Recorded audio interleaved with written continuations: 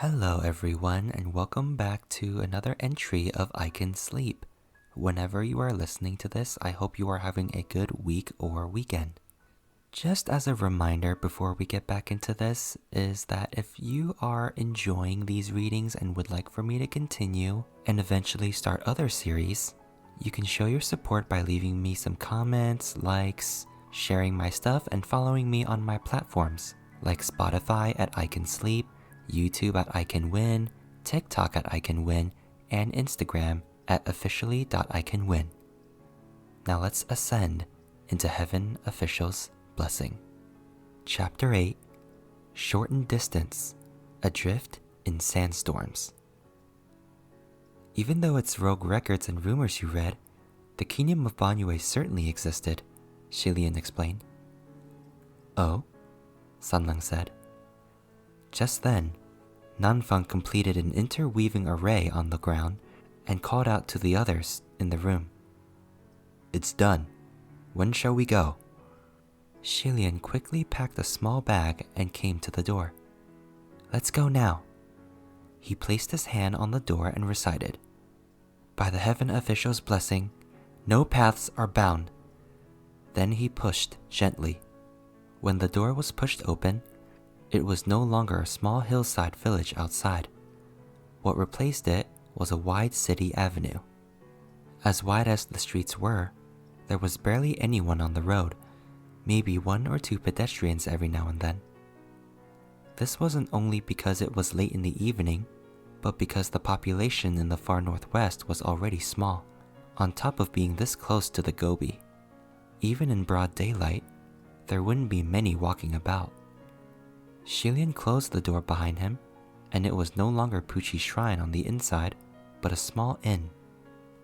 That one step certainly was thousands of miles, the miracle of the teleportation array. A couple pedestrians walked by, grumbling as they stared at them, appearing quite guarded. Sanlang spoke up from behind Shilian. According to historical records, when the moon sinks in the sky, follow the North Star, and you will come upon the kingdom of Banyue. Gaga, look. Sanlang pointed to the sky. There's the North Star. Shilian looked up and smiled. It's so bright. Sanlang stepped closer to stand beside Shilian. He cast a glance at him, then looked up too. Yeah, it seems the night sky in the northwest is somehow more uplifting than in the central plains. Shilian agreed, and the two became immersed in a serious discussion on stars and the night sky. Meanwhile, the two junior officials behind them watched in disbelief. Nanfang questioned, Why is he here too? The door you created looks so magical. I followed along to check it out. Sanlang replied innocently. Check it out? Do you think this is a fun tour? Nanfang shouted angrily. Shilian rubbed his forehead and said, Let it go. Since he's here, he's here. He won't eat your rations. I should have enough. Sanlang, stay close to me. Don't get lost. Okay, Sanlang responded, looking obedient and good. This isn't a question of rations. Shilian sighed. Nanfang, please keep it down. It's the middle of the night. Everyone is sleeping. Let's just focus on the task at hand and stop sweating the small stuff. Let's go. Let's go. The four followed the North Star and traveled northward. After walking non-stop for an entire night, the towns and greenery along the way became more and more sparse, and the ground slowly gave way to sand. Finally, they reached the Gobi Desert.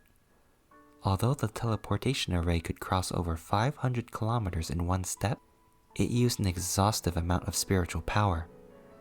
The farther one went, the more spiritual power it sapped, and the time it took to restore that spiritual power also lengthened. This one step Nanfang helped them take would require at least several hours to recover from. To conserve strength in case of an unforeseen battle, Shilian decided not to have Fu Yao perform the same conjuring. For a journey such as this, someone must have their spiritual powers at full strength. In a desert climate, the difference between night and day was extreme. The nights were freezing to the bone, but not too bad. However, when it became day, it was another story. The sky was clear and cloudless, giving way to a scorching sun. It was as if they were walking in a steaming oven, cooking them alive from the ground. Xilian led the way, using the direction of the wind and small vegetation growing under rocks to find their path. After a while, he looked back, worried that someone may not be able to keep up. Nanfeng and Fu Yao were obviously fine, being immortal and all. Seeing Sanlang, though, made him laugh. Under the blazing sun, the youth had peeled off his outer red tunic and was using it to lazily block the sun, looking tired and cranky. His skin was pearl white, his hair coal black, and with the red tunic covering his face, his features seemed even more accentuated. Xilian removed his bamboo hat and put it on Sanlang's head. "Here, I'll lend it to you." Sanlang blinked. Then a moment later, he smiled. "It's all right," he said, and returned the hat to him. Xilian didn't argue. If the boy didn't need it, there was no need to push. "Let me know if you need it then." Xilian straightened the hat on his head and continued walking. After a while, the group noticed a small gray building in the midst of all the sand. Upon closer inspection, it appeared to be an abandoned inn. Xilian looked to the sky and saw that it was just past noon and time for the worst of the heat. They had walked all night. It was time for a break. Xilian led the group inside, and they found a table to sit and settle at. Xilian took a water bottle from his bag and handed it to Sanlang. "Do you want some?" Sanlang nodded. He reached for the water bottle and drank from it before Xilian took it back to drink himself. He gulped down the water, his Adam's apple rolling up and down as he drank. He felt the coolness pass down his throat, incredibly refreshing. Next to him, Sanlang had his arm propping up his chin, stealing glances as Xilian drank. A moment later, he asked, "Is there anything more?" Xilian wiped away the bit of water that was caught on his moistened lips, then nodded and passed over the water bottle again. Sanlang was about to reach for it when another hand blocked him from the water bottle in Xilian's grip. "Hang on," Fu Yao said. He retrieved his own water bottle from his sack and put it on the table, pushing it towards Sanlang. "I have one too. Go ahead." Xilian immediately knew what he was planning. Knowing Fu Yao's personality, there was no way he would ever share his water bottle. He and Nanfang had talked about testing Sanlang the night before, so the liquid in the bottle must be unmasking water. If a normal human was to drink a potion such as this, nothing would happen. However, if they were anything but human, the unmasking water would force its drinker to reveal their true form. Since Nanfang and Fu Yao wanted to test to see if this youth was a supreme, the effects of the potion had to be considerable. Sanlang smiled. "Gege and I can share one bottle. It's fine." Fu Yao and Nanfang eyed Xilian, and he thought, "What are you both looking at me for?" Fu Yao said coldly, "His is almost empty. Don't worry. Help yourself." "Really? Then you two go ahead first," Sanlang said, politely declining. Those two both fell silent. A moment later, Fu Yao tried again. "You're a guest. You go first." Fu Yao sounded polite and well-mannered, but Xilian thought he must have squeezed those words through his teeth. Sanlang also made a "please" gesture. "You two are followers of the host. Please drink first, otherwise it'd be indecent of me." Xilian watched the three of them play the silly game of false pleasantries, and pitied the sad water bottle being roughly pushed around the table with barely hidden force. He shook his head. He could feel the poor table tremble from their power play and feared it might not have long to live. The secret battle went back and forth for several rounds when finally, Fu Yao snapped and sneered. "You not accepting this water means you have a guilty conscience." Sanlang replied with a smile. You're unfriendly and refuse to drink first. Who knows if you poisoned the water? Maybe you're the one with a guilty conscience? Fu Yao pointed at Xilian. You can very well ask him whether this water is poisoned. Is this water poisoned, Gaga? Sanlang turned to Xilian. It was quite the cunning question. Technically, unmasking water was a potion that exposed one's true form and didn't harm real people. Xilian replied slowly. It's not poison, but... Fu Yao and Nanfang focused their glare on Sanlang, and he surprisingly let go of his grip on the bottle. Alright. Sanlang grabbed the bottle and shook it playfully in his hand. If Gaga says it's okay, I'll take a drink. He gulped down the contents of the bottle in one go. Xilian didn't think he'd be so straightforward and was shocked. Nanfang and Fu Yao were stunned too and tensed immediately. Yet who knew?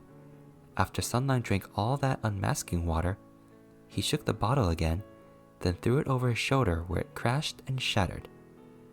Tastes bad. Bewilderment flashed across Fu Yao's face when he saw that the unmasking water did nothing to Sanlang.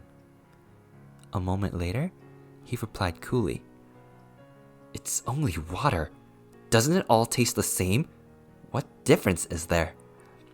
Sanlang reached for the water bottle next to Xilian's elbow again and replied.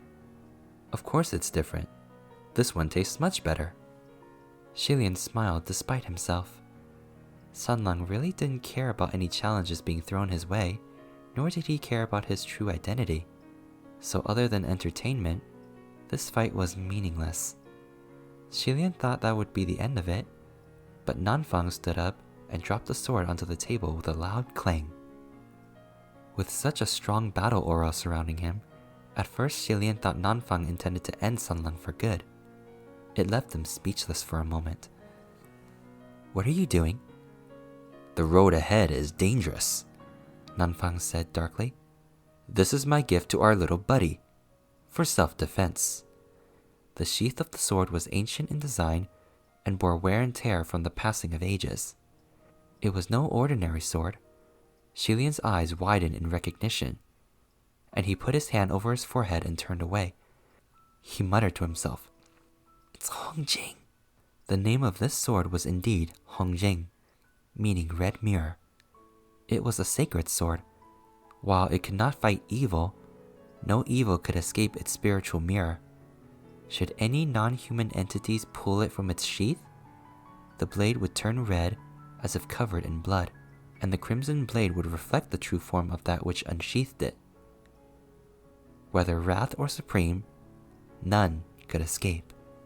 There were no young men who would not be interested in swords or horses, so Sanlang appeared rather intrigued.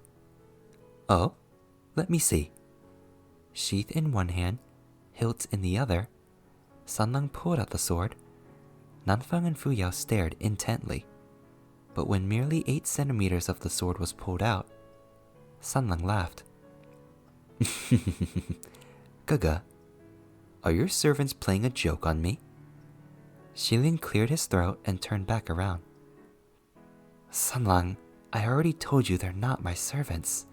Then he spun back. Who's joking around with you? Nanfang demanded coldly. How can one defend oneself with a broken sword? Sanlang sheathed the sword and threw it back onto the table. Nanfang's face froze for a moment, then he immediately picked up the sword to check.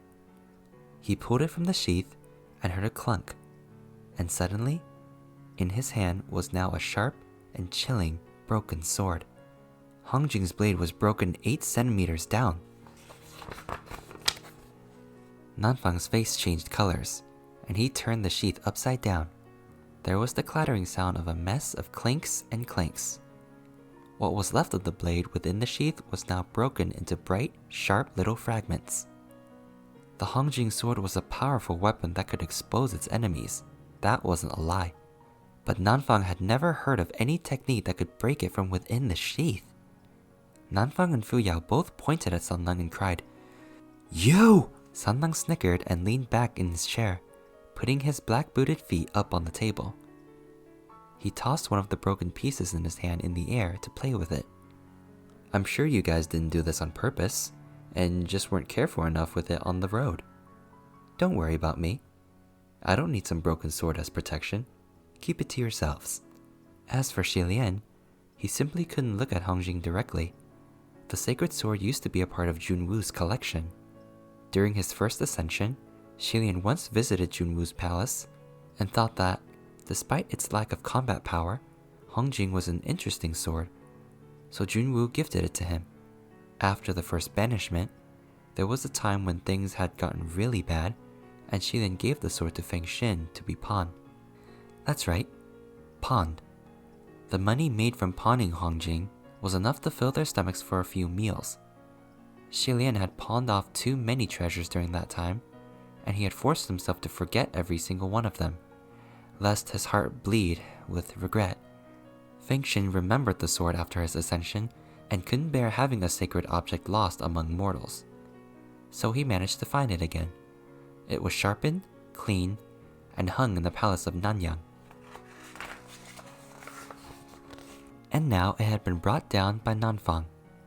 In any case, whenever Xilian saw that sword, his head would faintly ache, so he could only look away. He could sense that the other three were about to start bickering again and shook his head. Instead, he carefully observed the weather outside. The wind was picking up, Xilian noted. There might be a sandstorm later. If they continued on their way, would they be able to find shelter? Just then, over the golden sand, two shadows suddenly flashed by. Xilian straightened up immediately. Two silhouettes, one black, one white, sauntered unhurriedly but rapidly, as if they were gliding through clouds. The one dressed in black was slender and elegant. The one dressed in white, on the other hand, was a female cultivator, with a sword on her back and a whisk in hand.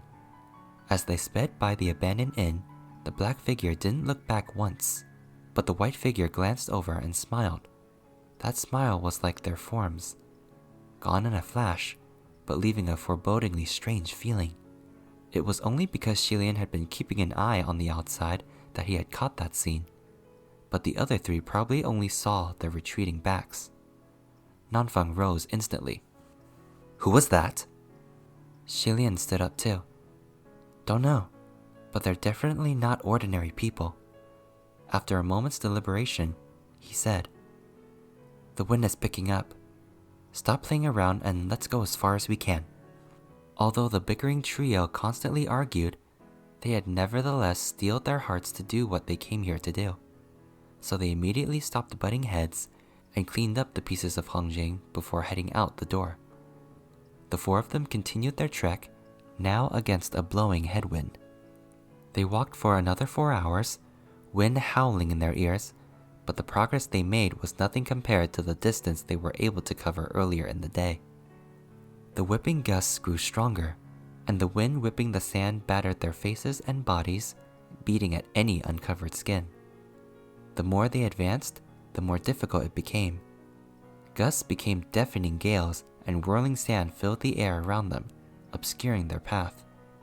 Xilian, holding his bamboo hat down, called out, The sudden sandstorm feels strange. No one answered him, and Xilian looked back, afraid that someone might be lost. But all three were present and following, just no one had heard him. The gales were so strong that his voice was swallowed up. He wasn't particularly worried about Nanfang and Fuyao. Even with crazed winds whipping, the two walked steadily, full of killing intent. Sanlang, on the other hand, followed closely behind Xilian, never more than 5 steps away. Even with so much sand blowing and thrashing about, Sanlang remained calm and collected, hands clasped behind him as he walked. His red tunic and black hair danced wildly in the wind, as if he hadn't any care in the world. Xilian could feel how hard the sand was hitting his face, and was worried about how little Sanlang seemed to mind. He opened his mouth to tell the youth to watch out for sand getting in his eyes and sleeves, but figured he wouldn't hear anything he'd say. So Xilian reached over directly to help fold his sleeves, patting them down to make sure no sand would get in. Sanlang was taken aback by the sudden gesture. The other two behind them approached, and with everyone in better hearing range, Xilian tried talking again. Be careful, everyone. This wind came out of nowhere. It's not right. There may be evil within. It's just a little sandstorm. How evil can it be? Fu Yao said. Xilian shook his head. The wind is all right. It's what the sand might carry that I'm worried about. Just then, a powerful gust whipped by, blowing off Xilian's bamboo hat. If it flew off, it would disappear into the desert forever. But Sanlang reacted immediately and grabbed the hat just in time with an abnormally fast hand. He returned the bamboo hat to Xilian once more, and Xilian thanked him. As he retied the hat onto his head, he said, "We should probably find shelter for the time being." Fu Yao countered, "If there is evil in the storm trying to stop us from advancing, then we must continue." Before Xilian could say anything, Sanlang burst out laughing. Fu Yao's head shot up, and he coldly demanded, "What are you laughing at?" Sanlang folded his arms and chuckled.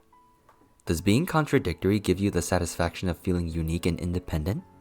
Xilian had thought before that although this youth was always smiling, it was often difficult to discern whether it was genuine or purposely courteous as a form of mockery. This time, however, anyone could tell there was not a trace of sincerity in his smile. Fu Yao's eyes grew dark, and Xilian raised his hand. "Stop right there, you two. If you've got things to say, you can say them later. It won't be funny if the wind gets any stronger." "What? Think it'll blow you away?" Fu Yao marked. "Yes, that may very well Xilian didn't finish before the three in front of him suddenly vanished. Actually, they weren't the ones who vanished. He did. Another powerful gust had carried him away for real. A twister.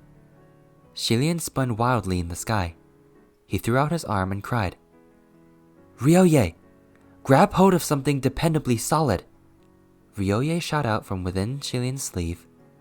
In the next moment, he could feel the other end of the white bandage sink as if it was tied to something, and it yanked him to a stop. After finally stabilizing himself in the crazed wind, Xilian realized that he had been blown over 30 meters above the ground. Xilian was now like a kite, attached to the ground by only a single thread. With sand whipping at his face, he held fast and tried to see what exactly Ryoye had tied himself to. Squinting and blinking, Xilian finally recognized a red silhouette. The other end of Ryoye seemed to be wrapped around the waist of the youth in red. Xilian told Ryoye to grab hold of something dependably solid, and it grabbed onto Sanlang, and it grabbed onto Sanlang. Xilian didn't know whether to laugh or cry. He was about to command Ryoye to grab onto something else when the pull on his arm suddenly grew lighter. Xilian's heart sank. This wasn't the feeling of Ryoye being released, but something much worse. Sure enough, the red silhouette suddenly grew closer and was soon within reach. Sanlang had been dragged into the windstorm too. Xilian tried to shout, "Don't panic!" to him, but the moment he opened his mouth, he got another mouthful of sand. At this point, Xilian had gotten used to eating sand. He wanted to tell Sanlang not to panic, but in all honesty, he didn't think the boy would fret in the slightest. Ryoye continued to withdraw back to Xilian, closing the distance between him and the boy who had just been blown into the sky. As he suspected, Sanlang didn't look the least bit anxious, appearing as if he could calmly open a book and read right then and there. Xilian wondered if Sanlang had gotten dragged in on purpose. Ryoye wrapped itself around the waists of the two to tie them together. Xilian hugged onto Sanlang, then commanded, "Go, try again, but don't bring up any more people." The silk band shot out once again, but this time it grabbed onto Nanfang and Fu Yao. Xilian felt drained. "Ryoye," he said tiredly. "I said no people. But I didn't mean it so literally." "All right." Xilian twisted himself toward the ground and shouted, "Nanfang, Fu Yao, hang on! Hang on tight!" Down below, of course Nanfang and Fu Yao did their utmost to try to anchor themselves, but the winds were simply too strong. Soon, to no one's surprise, Another 2 silhouettes joined them in the twister. Now all 4 of them were swirling about in the air at high speed. Within the dark yellowness between the heavens and the earth, that twister was like a slanted sand pillar reaching the sky. 4 silhouettes tied together by a white silk band were whirling non-stop within it, going faster and faster, higher and higher. "How did you both get blown up here too?" Shilian shouted, enduring all the sand blowing into his mouth. All they could see was sand, and all they could hear was wind. They had no choice but to use their loudest voices to shout to each other. "Ask your dumb Ryoye," Fu Yao yelled back, spitting out sand as quickly as he got mouthfuls of it. Shilian seized his dumb Ryoye with both hands and said woefully, "Oh, Ryoye, all 4 of us are counting on you now. Please, absolutely do not grab the wrong thing again. Now go!" With heroic solemnity, Shilian released Ryoye once more. "Stop relying on that toy! Think of something else!" Nanfang roared.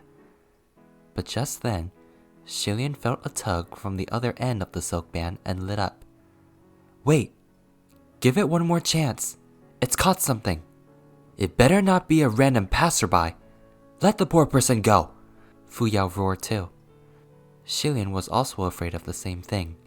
He tugged back at Ryoye, but it remained taut and firm, and Shilian let out a breath of relief.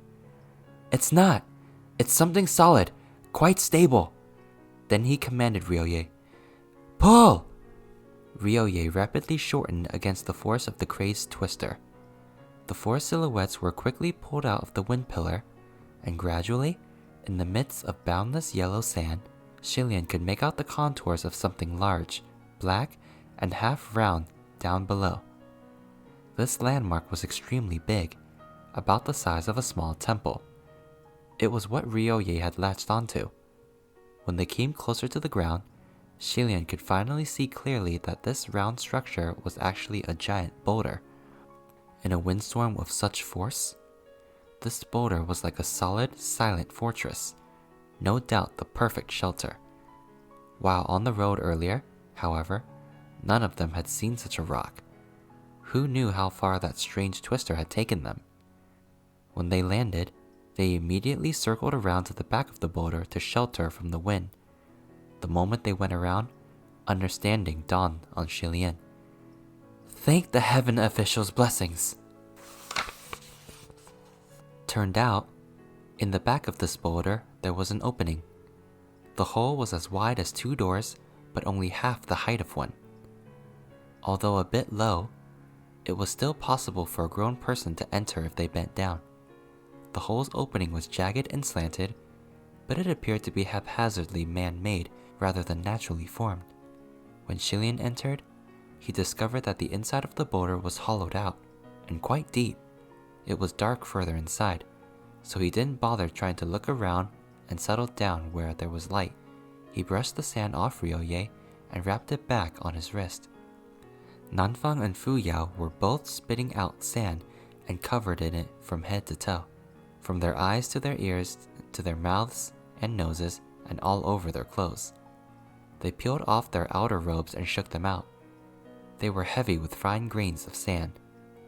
Of the 4 of them, only Sanlang looked unruffled as he lazily dusted himself off and made himself proper again.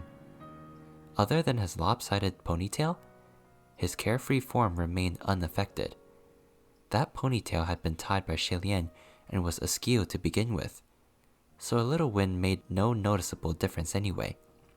Nanfang wiped his face and started cursing while Shilian dumped sand from his bamboo hat.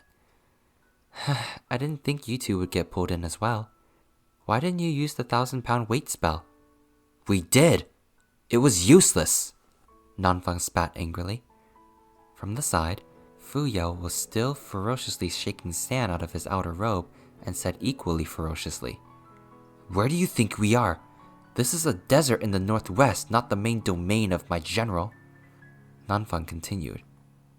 The north is the territory of the 2 General Peis, and the west belongs to Quan Yi Shen.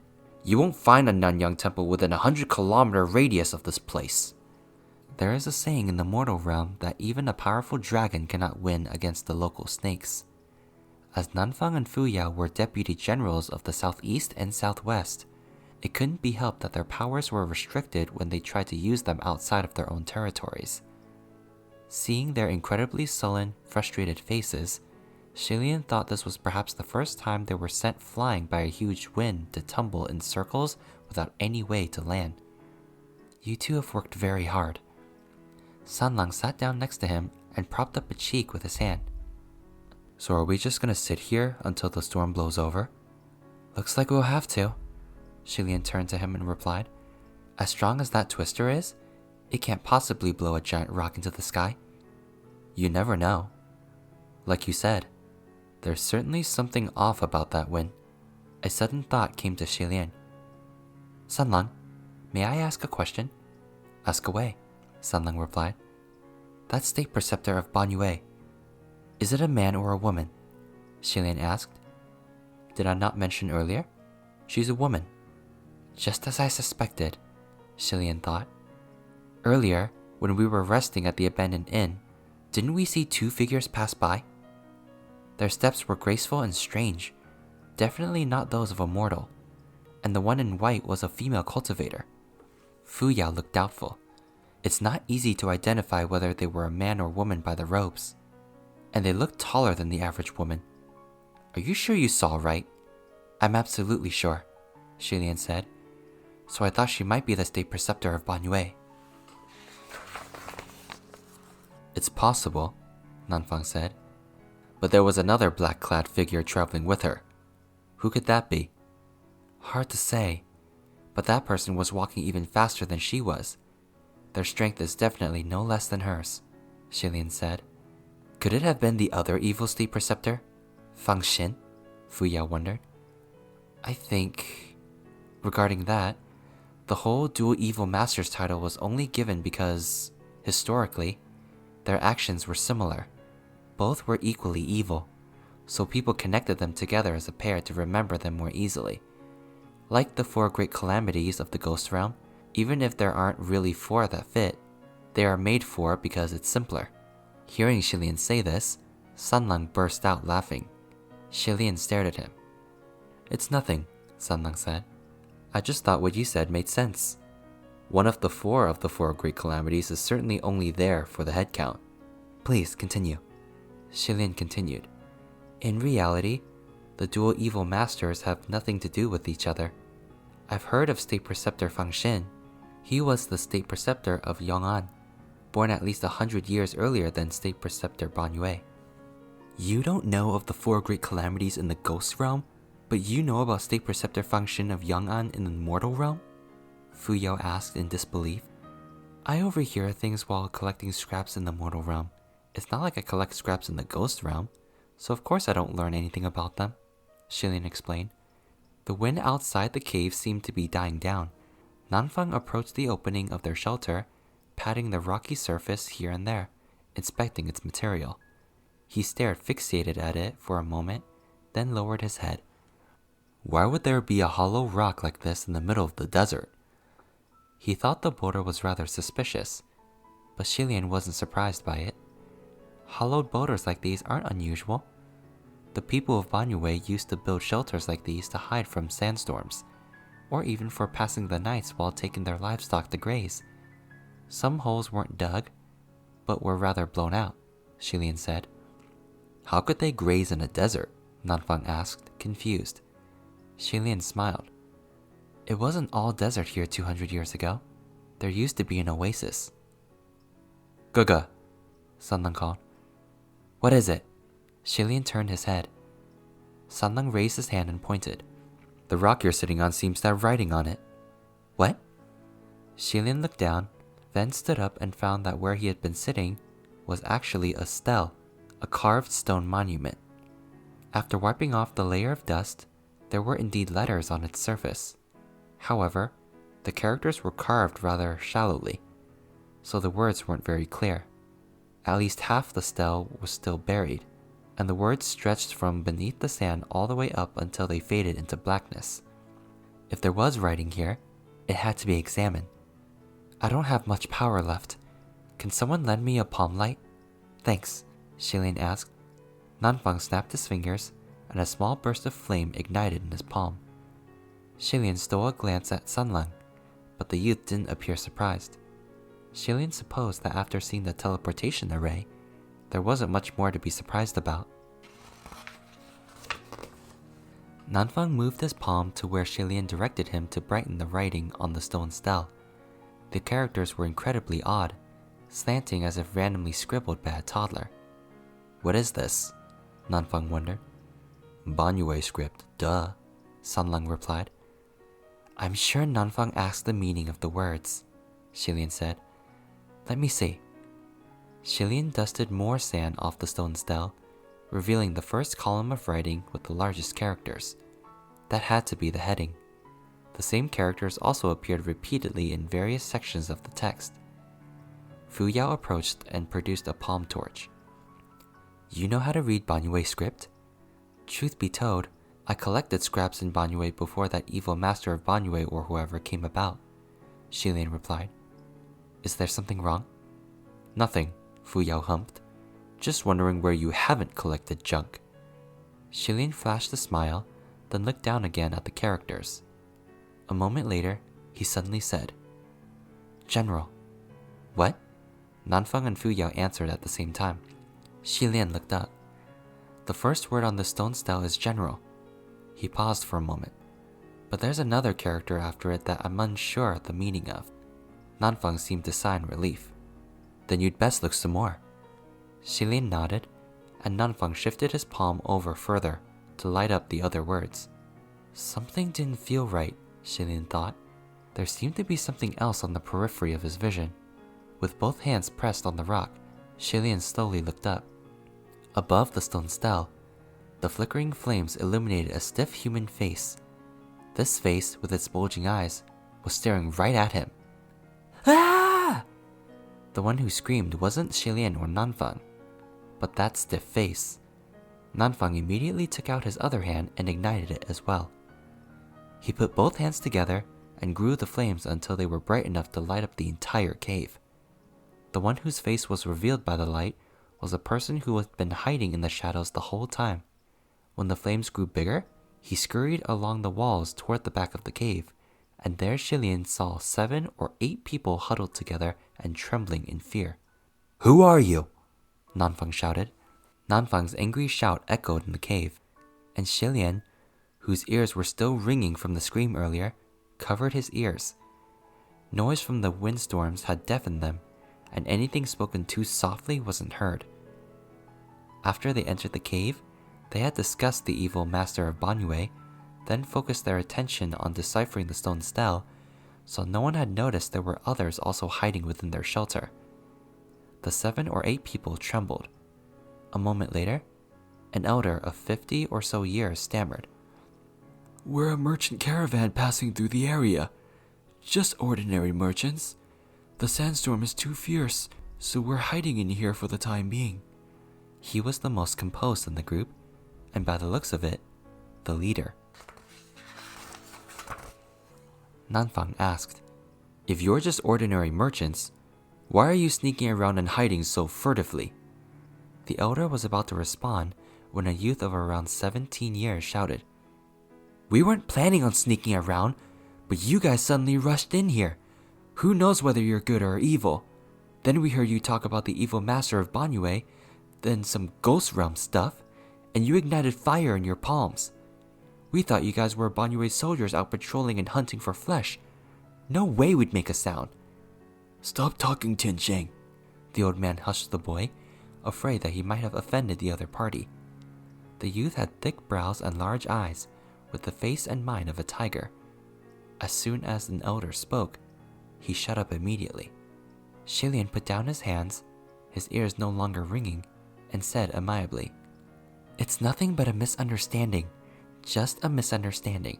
Let's all relax a bit. No need to be so nervous. He paused for a moment before continuing to explain. We're not Banyue soldiers. I am just a cultivator from a small shrine. These are people from my shrine. We only know a few tricks. Nothing fancy. You're ordinary merchants, and we're ordinary cultivators without malicious intent. It just so happens that we all entered the same shelter to hide away from the same sandstorm." His voice was soft and gentle, each word spoken slowly to calm everyone's nerves. After much explanation and reassurance, the merchant party finally relaxed. Yet unexpectedly, Sanlang suddenly laughed. "I think they're being way too humble. Those merchants aren't as simple as they say they are." No one understood what he meant and looked at him in confusion. "Don't at least half the travelers go missing when trekking through Banyue Pass to cross this land while knowing that rumor? Surely you're all extraordinarily brave. Nothing ordinary about you." "That's not all true, young man," the elder responded. "Besides the fact that rumors are largely exaggerated, there are many caravans that have passed through without harm before." "Oh?" Sanlang said. "As long as you find the right guide and go around Banyue territory, all is well. So we sought out and found a local to lead us," the elder said. "Yeah," that youth Qingqing said. "It all depends on the guide. We owe everything to a Zhao Ge. If not for him, we wouldn't have been able to avoid all those quicksand pits. When the sandstorm started, he knew exactly where to bring us to hide. Otherwise, we would be buried alive in the sand by now." Xilian took a glance.